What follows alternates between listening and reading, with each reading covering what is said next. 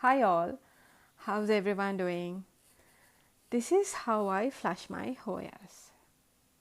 I would shower them from top to bottom until the outer pot fill to the brim, all the way off the media if there's a thick layer of decorative pebbles on top.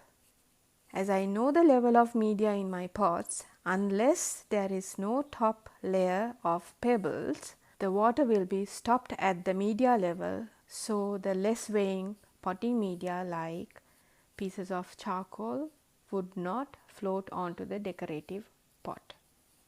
Now, the reason I do is so the excess mineral deposits within the media will be diluted into the water when it's soaked and would be easily expelled from all of my Hoyas, making it more easy for the plant to breathe and maximize the intake of nutrients in the next fertilizer spray. This is a sure way of flushing to remove mineral build in the roots and media altogether with one easy time saving step. If you want them to thrive the way mine have, you have to be consistent, right? And do not adapt to extreme methods of propagation or fertilizing just because someone else is doing it, because my weather is very tropical and my methods are mostly suited to Asians, which has similar weather conditions, because most of our Southeast Asian countries, if not all, do not have seasons. So we are fine.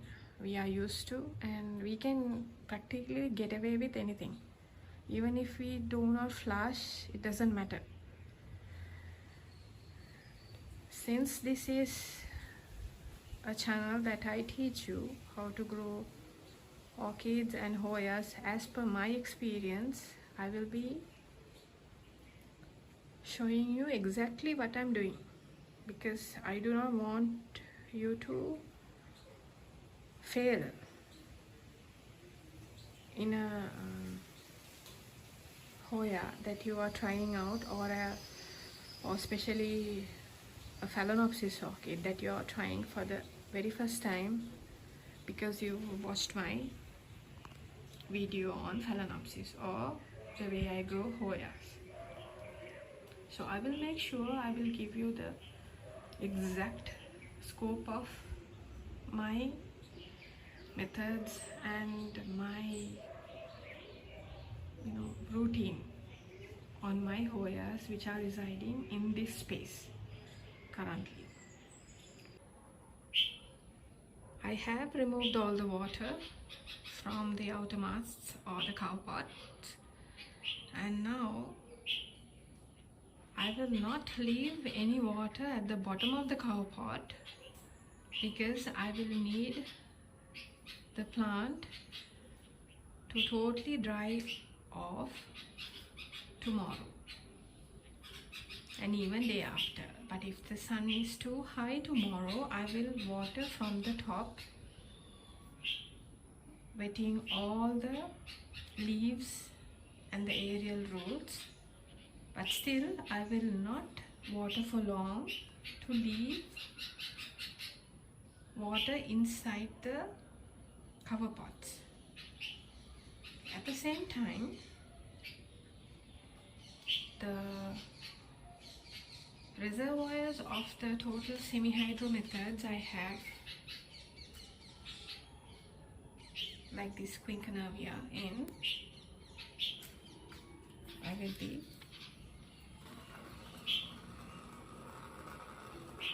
throwing out that water and totally emptying them. Right? So you can hear the water falling because the drainage is to the other side, like that, right? And here also with my Hoya obscura, you can see that I will be emptying this out. The reason behind this is I need them to have their own time in their air movement and drying up at the very bottom of the pot also. This is a definite method I use so the whole media gets a chance to dry up.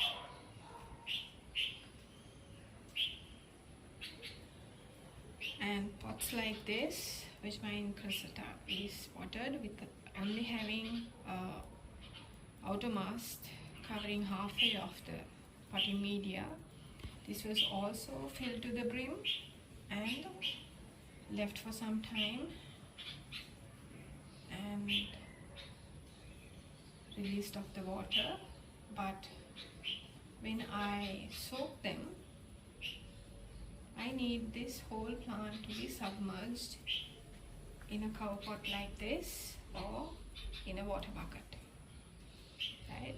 That is when I am soaking my plants for short periods of time, like half an hour or 1 hour. Hoyas like Hoya densifolia, which is in a total cocoa husk setup, will be flushed using a hose and running water through for a few minutes.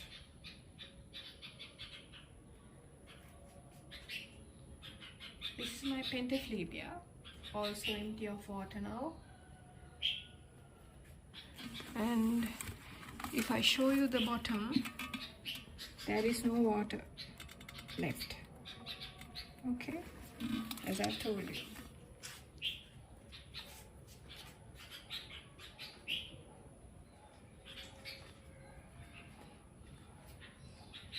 Here I left this water be because I wanted to show you something else.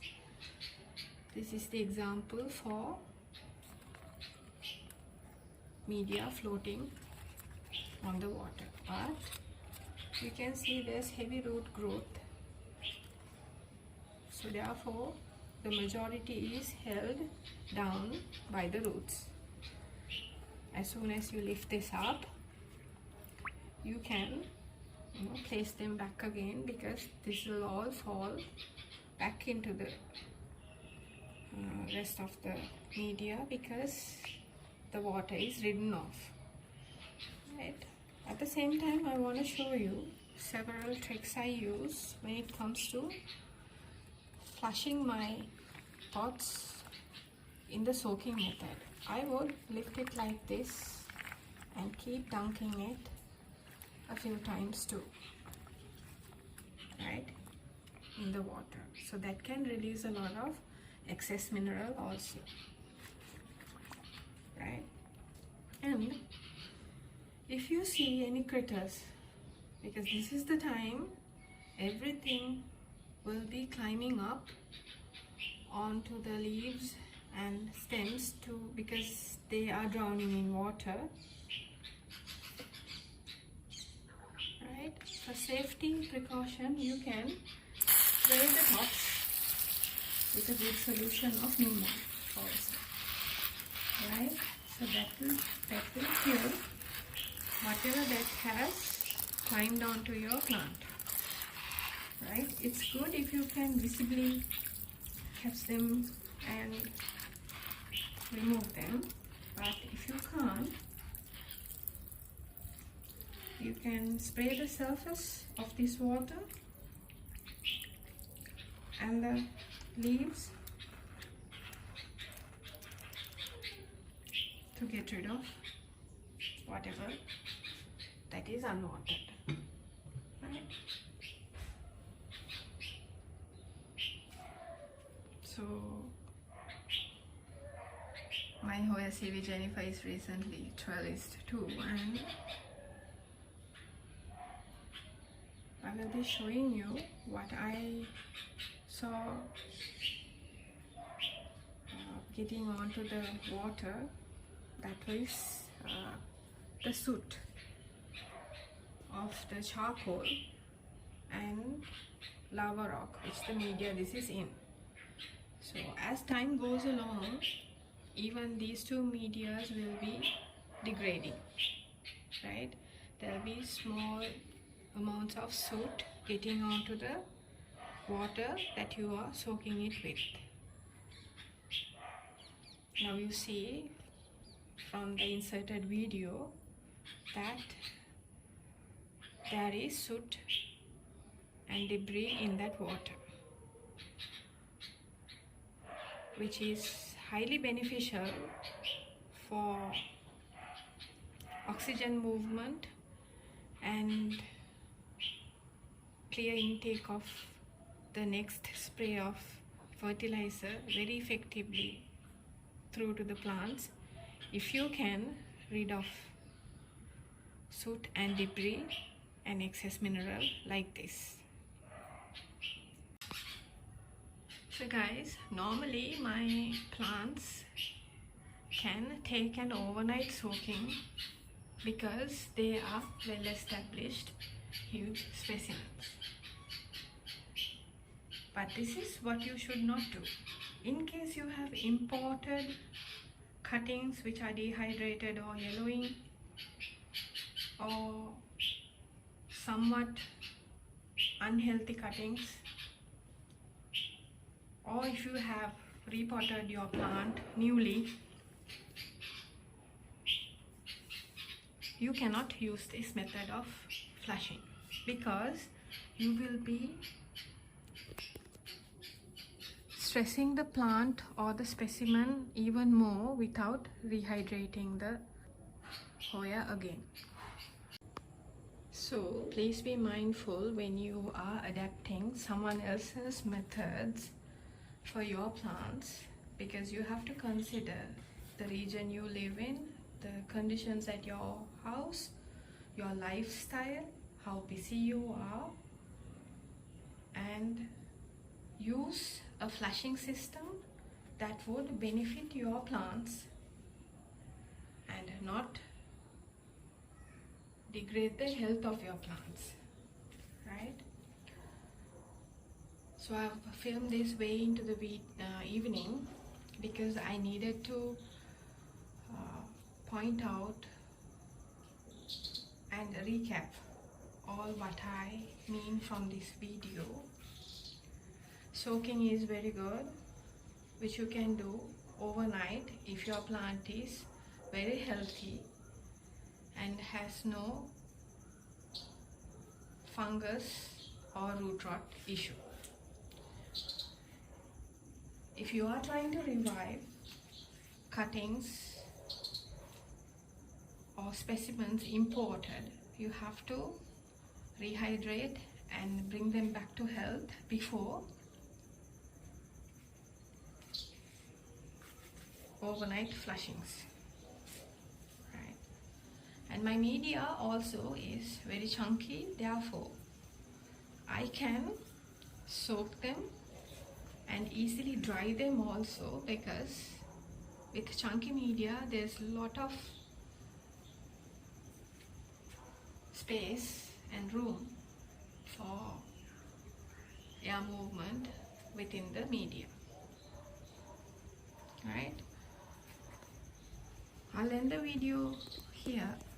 Thank you all for watching, and I hope you understood how you should flush and the methods you can flush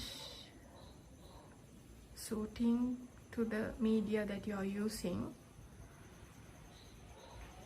Have a great day. Have a great weekend. See you again in another video. Bye bye.